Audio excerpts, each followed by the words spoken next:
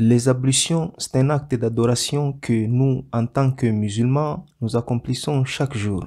Le prophète Muhammad sallallahu alayhi wa sallam nous a dit qu'avant d'accomplir notre salat, nous devons être dans un état de purification. Et Allah nous a montré dans le Coran comment nous devons nous purifier chaque fois que nous voulons accomplir notre salat. Ainsi, comme les ablutions est un acte d'adoration, nous commençons par une intention, car en islam, les actes ne valent que par leur intention. Après avoir formulé une intention des ablutions, le prophète avait l'habitude de commencer par se laver les mains. On peut utiliser n'importe quel moyen dont on dispose, qu'il s'agisse d'un robinet ou d'un seau. Ici, on laisse tout simplement couler de l'eau entre les deux mains tout en les frottant un peu. Une fois que les mains sont propres, on prend de l'eau avec la main droite et on rince le nez et la bouche.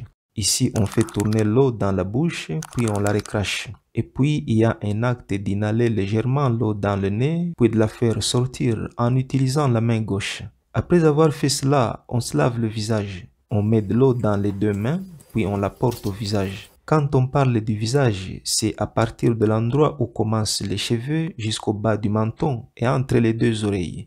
Une fois qu'on a terminé avec le visage, on se lave les bras en s'assurant que l'eau coule le long du bras, y compris l'avant-bras et le coude. Et bien sûr, on commence avec le bras droit, ensuite on fait la même chose avec le bras gauche. Après les bras, c'est la tête. Au lieu de laver la tête, on l'essuie avec les deux mains mouillées. Le prophète Muhammad sallallahu alayhi wa sallam avait l'habitude de ramener ses mains vers l'avant, mais il suffit de le faire uniquement de l'avant vers l'arrière. Après cela, c'était une tradition du prophète d'utiliser l'eau qui restait sur ses mains pour s'essuyer les oreilles. Il utilisait le pouce pour essuyer l'arrière de l'oreille et l'index pour essuyer la partie intérieure de l'oreille. Et nous passons à la dernière partie qui consiste à laver les pieds. On commence par le pied droit en s'assurant que l'eau atteint toutes les parties du pied, notamment entre les orteils. C'est bien d'utiliser les doigts pour s'assurer que l'eau atteint entre tous les orteils du pied. Il est fortement recommandé de ne pas gaspiller l'eau. Si on utilise un robinet, par exemple,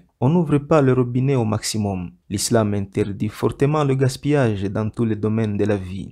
Enfin, après les ablutions, le prophète Muhammad sallallahu alayhi wa sallam avait l'habitude de réciter la doua suivante. Ashhadu an la ilaha illallah wahdahu la sharika lah wa ashhadu anna Muhammadan abduhu wa rasuluh.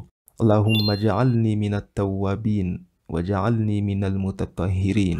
J'atteste qu'il n'y a aucune divinité qui mérite d'être adorée sauf Allah seul, sans associé. Et j'atteste que Muhammad est son serviteur et son envoyé. Ô Allah, compte-moi parmi les repentants et parmi ceux qui se purifient. Voilà, c'est la fin des ablutions. Nous demandons à Allah de nous permettre d'embellir notre culte et d'obtenir de bonnes récompenses le jour du jugement. Assalamu alaikum.